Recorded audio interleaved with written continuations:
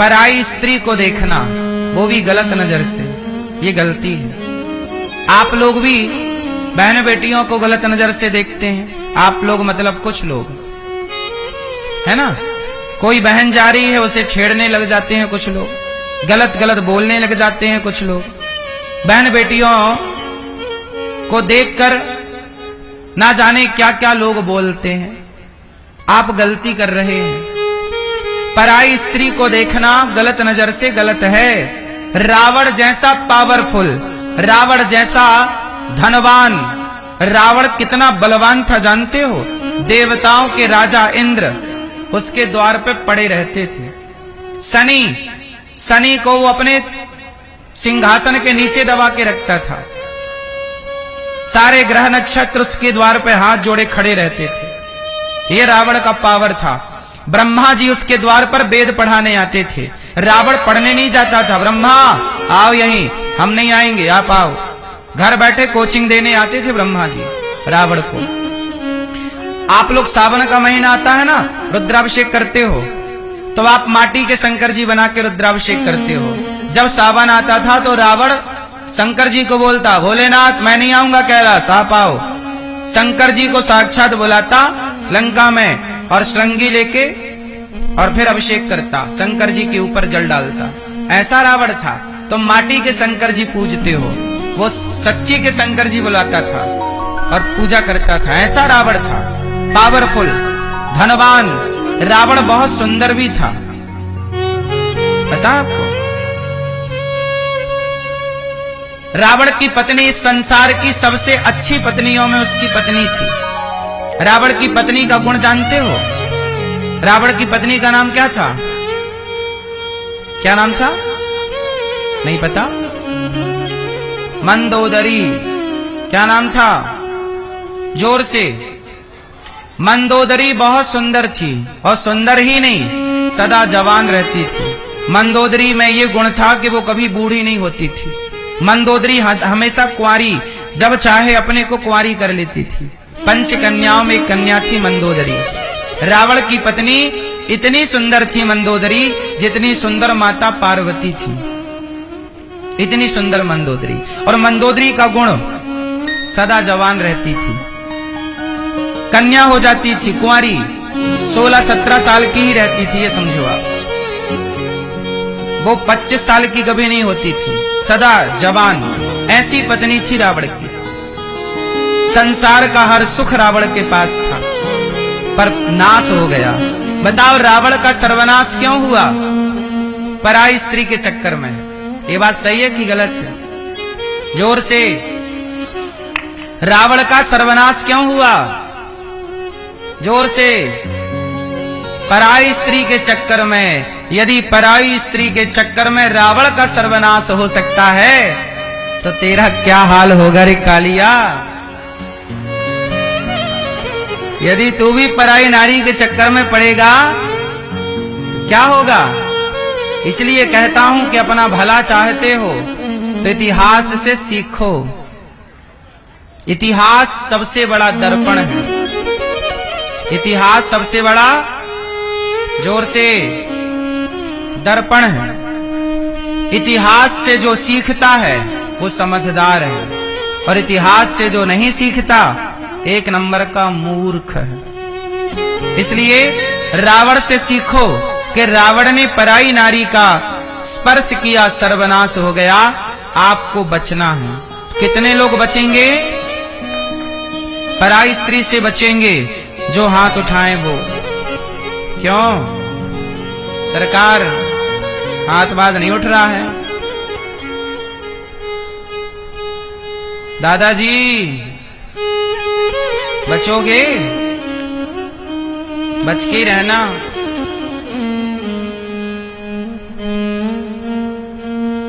पराई स्त्री के चक्कर में पड़ गया रावण, सर्वनाश। गलती मत करना। भगवान ने सबको सुखी बनाकर भेजा। संसार में सब लोग सुखी हैं, दुखी क्यों होते हैं? वो गलती करते हैं। तो आप में से कितने लोग गलती नहीं करेंगे? ये बात केवल पुरुषों के लिए नहीं है, स्त्रियों के लिए भी है। स्त्रियां भी अपने अपने पतियों को छोड़कर पराए पराए के चक्कर में भाग रही हैं। कुछ सही है कि गलत है? फिर अपने वाले को तो ड्रम में पैक कर देती हैं, कुछ वह पराए के संग टपोरी के संग घूम रही हैं।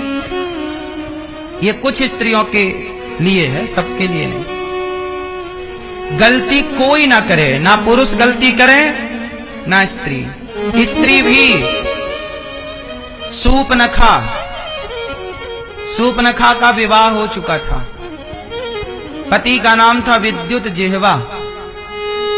राम के पास आई, बोली आप बहुत सुंदर हैं। राम जी बोले क्या चाहती हो? तो सम पुरुष न मो सम नारी, ब्याह कर लो। राम जी बोले हमारा तो विवाह हो चुका, आपका हुआ कि नहीं? बोल रही मैं तो कुंवारी हूं, जबकि शादीशुदा है। सूपनखा राम जी से कहती है विवाह कर लो। राम जी बोले हम नहीं करेंगे। लक्ष्मण जी के पास गई, आप कर लो। लक्ष्मण जी बोले हम तो राम के दास हैं, यदि हमसे विवाह करोगी तो हम तो राम के चरण दबाते हैं, आपको सीता मैया के पांव दबाने पड़ेंगे। बोले हम पांव नहीं दबाएंगे। तो लक्ष्मण जी बोले वह राम से जाके कहो कि हमसे ब्याह करें। कभी राम के पास, कभी लक्ष्मण जी के पास कहती हमसे विवाह कर लो। ना तो राम जी ने स्वीकार किया, ना तो लक्ष्मण जी ने स्वीकार किया। अच्छा, राम लक्ष्मण ने क्यों स्वीकार नहीं किया? जबकि सूपनखा तो बड़ी सूपनखा तो बड़ी सुंदर बन के आई ना, बड़ी सुंदर थी। वो भी सुंदर बन के आई थी नहीं, कर लिया उसने अपने को। माया जानती थी तो रूप रंग बदल लेती थी। बड़ी सुंदरी बनकर आई, लेकिन ना तो राम ने देखा उसकी ओर, ना तो लक्ष्मण जी ने देखा। क्यों? हम भारत के पुरुषों के संस्कार ही यही हैं कि हम पराई नारी को देखते ही नहीं आंख उठा करके। ये संस्कार है हमारे। ये संस्कार तो रावण के थे, लंका का था वो, कि वो पराई नारियों को देखता था। इसलिए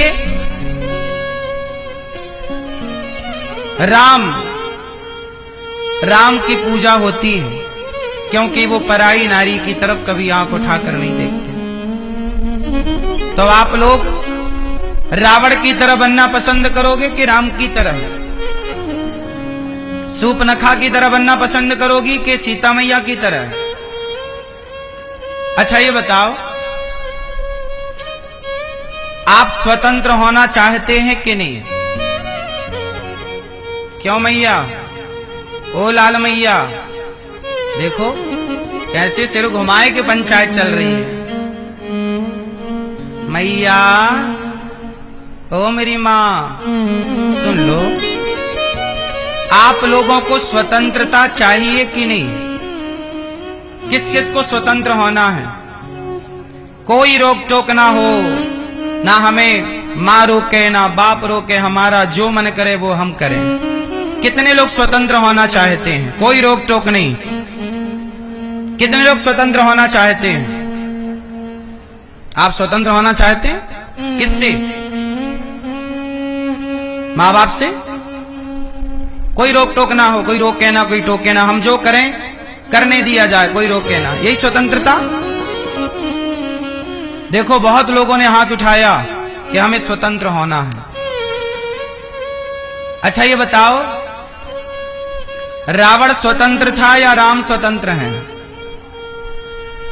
सूपनखा स्वतंत्र है या सीता मैया स्वतंत्र है?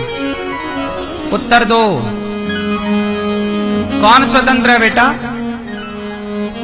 रावण स्वतंत्र है या राम? जोर से। कौन स्वतंत्र है? जोर से।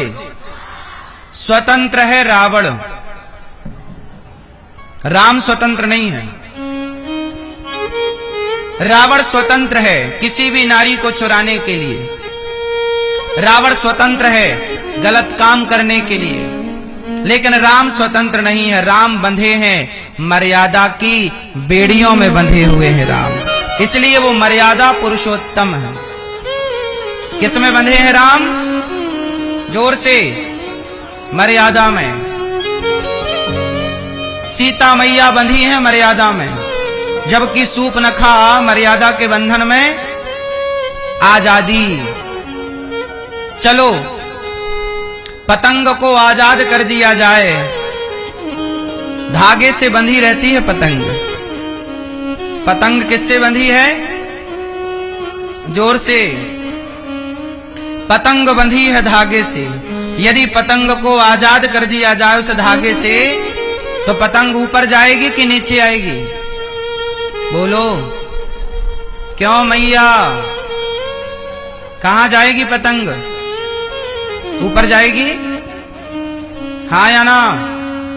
कहां जाएगी? नीचे। पतंग धागे से बंधी होती है ना, तो ऊपर जाती है, और धागा कट जाए, टूट जाए, तो पतंग, जब तक आप मर्यादा के धागे से बंधे हैं, संस्कारों के धागे से बंधे हैं, तब तक ही आप ऊपर जाते हैं, गगन चूमते हैं, ऊंचाइयों तक पहुंचते हैं। और जैसे ही मान मर्यादा संस्कारों के धागे से आप मुक्त होना चाहते हैं, वैसे ही आप धड़ाम से नीचे गिर जाते हैं। इसलिए परिस्थितियां कैसी भी हों, पर मर्यादा के बंधन को तोड़िए मत। बात सही है कि नहीं? आजादी नहीं चाहिए, हमें बंधन चाहिए। किसका बंधन? मर्यादा का। हमें किसमें रहना चाहिए? जोर से, जोर से। हाँ, और ये मर्यादा स्त्रियों के लिए भी है और पुरुषों के लिए भी है। सीता मैया जब अपनी मर्यादा का उल्लंघन करती हैं, तो रावण उठा के ले जाता है। वो लक्ष्मण रेखा क्या थी? वो लक्ष्मण रेखा क्या थी? वो मर्यादा की रेखा है। इसलिए नारी मर्यादा की रेखा का उल्लंघन ना करे और पुरुष मर्यादा का उल्लंघन ना करे, क्योंकि यदि मर्यादा का उल्लंघन किया गया तो चाहे आप स्त्री हो या पुरुष, चाहे आप रावण हो या सीता, आपको दुख का सामना करना पड़ेगा यदि आपने मर्यादा का उल्लंघन किया तो।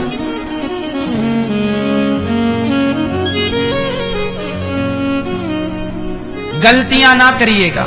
हम सुखी हैं, हमें दुखी कौन करता है? हमारी गलतियां। अच्छा चलो बात करते हैं दुर्योधन की। बताओ दुर्योधन ने कौन सी गलती की? महाभारत हुआ, किस गलती से हुआ? किसकी गलती से हुआ? मैया क्या बोलती तू? महाभारत किसकी गलती से हुआ? जोर से। ए चश्मा वाली मैया, कहां उस तरफ देख रही हो तुम? यहां देखो मेरी मां। चलो बताओ महाभारत किसकी गलती से हुआ? किसकी? जोर से। द्रौपदी। महाभारत किसकी गलती से हुआ? जोर से। ए भैया बताओ महाभारत किसकी गलती से हुआ है? किसकी गलती है? दुर्योधन भी कह रहे हैं कुछ लोग, द्रौपदी भी कह रहे हैं कुछ लोग। किसकी गलती से हुआ आप लोग बताओ सब। मैया बताओ, हमारी लाल मैया बताएंगे किसकी गलती। सुनो, महाभारत हुआ, गलती किसकी? कुछ लोग कह रहे हैं द्रौपदी की गलती। चलो बताओ द्रौपदी की गलती क्या थी? क्या गलती थी? यही गलती ना कि उसके बाल पकड़ के सभा में लाया गया, भरी सभा में उसके कपड़े उतारे गए, जब वो पुकारती रही कि बचाओ बचाओ बचाओ, तब कोई बचाने नहीं आया। यही तो गलती थी ना, और क्या गलती थी? आप लोग कहते हैं कि द्रौपदी ने दुर्योधन को बोला था कि अंधों के अंधे होते हैं। ऐसा कहीं नहीं लिखा महाभारत में। आप लोगों को यह सेंटेंस बताया गया कि अंधों के अंधे होते हैं। ये किसने बोला था? द्रौपदी ने नहीं बोला। महाभारत में कहीं भी ये बात लिखी नहीं। द्रौपदी की कोई गलती नहीं थी। द्रौपदी को गलत ठहराने के लिए टीवी सीरियलों में ये सेंटेंस बोला गया, ये डायलॉग बोला गया कि द्रौपदी जब दुर्योधन आया तो वो पानी में गिर गया। जब पांडवों का घर बना इंद्रप्रस्थ तो द्रौपदी ने बोल दिया हंसते हुए कि अंधों का बेटा अंधा। ये आप लोगों को याद तो है, पर द्रौपदी ने इस शब्द का प्रयोग किया नहीं। पता नहीं समाज में ये कहां से भ्रांति पैदा हो गई। देखो आज भी महाभारत कब हुआ? महाभारत कब हुआ? द्वापर में। महाभारत कब हुआ? द्वापर में। और आज कौन सा युग चल रहा है? कलयुग। सोचिए आज एक युग से दूसरा युग स्टार्ट हो गया, लेकिन आज तक आप सत्य को जान नहीं पाए। आप ये नहीं जान पाए कि महाभारत किसकी गलती से हुआ। आप द्रौपदी को गलती मान रहे हैं, जबकि द्रौपदी की कोई गलती नहीं थी। सोचिए युगों बाद भी लोग सत्य की पड़ताल नहीं करते, गलत को ही सच मान के इतिहास आगे बढ़ाते रहते हैं। कभी आपने महाभारत को पढ़ने की कोशिश नहीं की, कभी महाभारत की गहराइयों में उतरने की कोशिश नहीं की। जैसा सुनते गए वैसा आप समझते गए। किसी ने गलत सुना दिया तो आप गलत को सच मान गए। इसलिए कहता हूं कि आप पढ़ना सीखिए, शास्त्रों को पढ़ना सीखिए। महाभारत किसकी गलती से हुआ? बोलो, सबसे अधिक गलती किसकी थी? सबसे अधिक गलती होती है राजा की। और उस समय राजा कौन था? बोलो, धृतराष्ट्र। जब द्रौपदी के कपड़े उतारे जा रहे थे तब द्रौपदी भरी सभा में पुकार रही थी, बचाओ। क्या राजा का धर्म नहीं था कि वो अपनी प्रजा की रक्षा करता? द्रौपदी तो आपके घर की बहू थी।